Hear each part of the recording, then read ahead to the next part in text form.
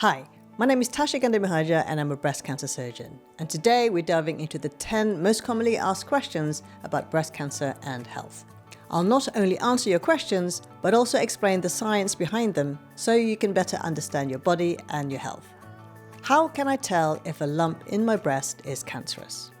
First, it's important to know that most lumps aren't cancer. But how do we differentiate? Well, cancerous lumps often feel hard, irregular, and fixed in places, whereas benign lumps like cysts are more rounded and movable. Cancer develops when cells grow uncontrollably, forming a mass that invades surrounding tissue, and that is why cancerous lumps feel firmer and slightly irregular.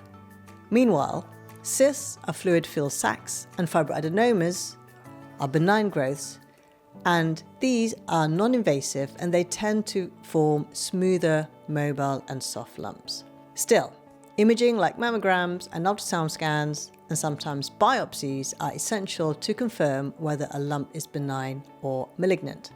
And so if you find any new lumps or anything that's not quite right, do seek medical review to get them checked.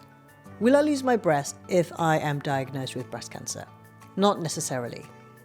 Surgery is tailored to the patient and the cancer. In a lumpectomy, we remove the tumour and a small margin of normal tissue, aiming to preserve the breast. If the cancer is more extensive, a mastectomy, which is the removal of the entire breast, may be needed. The decision depends on factors like tumour size relative to the breast, its location, the type of breast cancer it is, and even genetic factors such as mutations in the BRCA1 or BRCA2 genes. It is a conversation you will have with your treating doctor. Is chemotherapy always necessary for breast cancer treatment? No, and this is a common misconception. Chemotherapy is not always necessary in the treatment of breast cancer. The need for chemotherapy depends on many factors: the type of cancer, the grade, the stage, the age of the patient, and so on. Chemotherapy drugs target fast-dividing cells, which include cancer cells, but not all cancers behave the same. Tools like genomic testing can also be used to analyze the tumor's genetic makeup to predict if chemotherapy would benefit you, helping doctors personalize treatment. What is the difference between chemotherapy and radiotherapy? And this is a good question. These are two different types of treatments, and they act in different ways. So, chemotherapy is systemic treatment. It uses drugs that travel throughout your body to target cancer cells. And it is especially helpful for cancers that might have spread beyond the breast. Radiotherapy, on the other hand, is local treatment. It uses high-energy beams like X-rays to destroy cancer cells in a specific area, usually where the tumor was removed. Radiotherapy is often used after a lumpectomy to kill any remaining microscopic cancer cells and reduce the risk of recurrence. What lifestyle changes should I make after breast cancer treatment?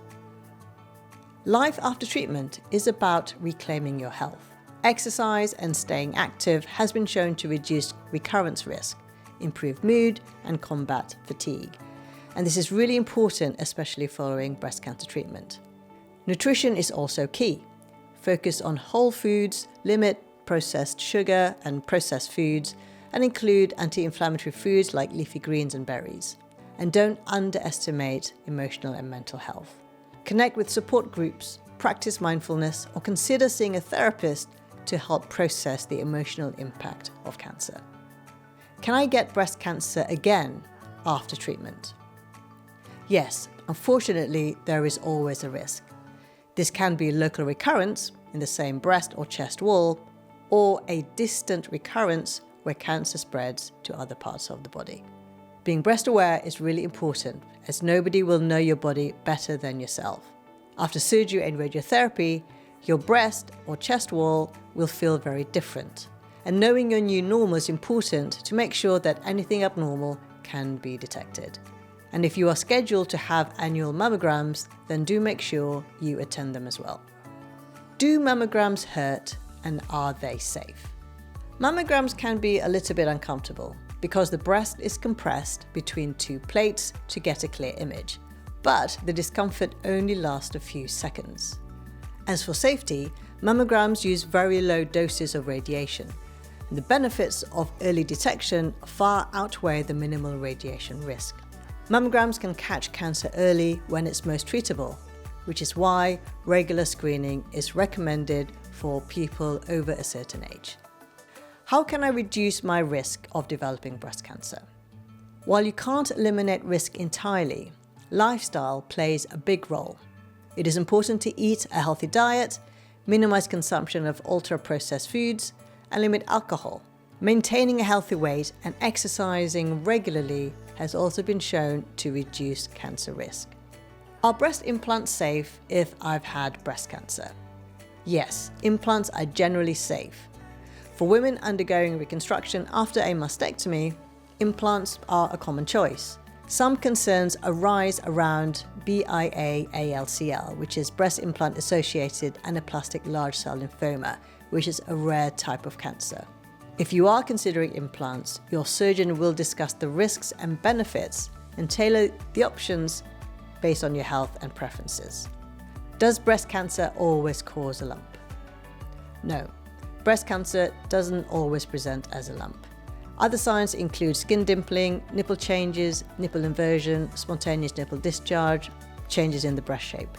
And this is why regular self-examination and awareness of what's normal for you are important. Some cancers, like inflammatory breast cancer, can present with redness, swelling, and warmth in the breast without a noticeable lump. And the same goes for lobular cancers. If something feels off and not quite right, do get it checked out. And I've actually made a video specifically talking about breast cancer not presenting as lumps, and I will leave the link below. So I hope this has been helpful, and I'll see you in the next one.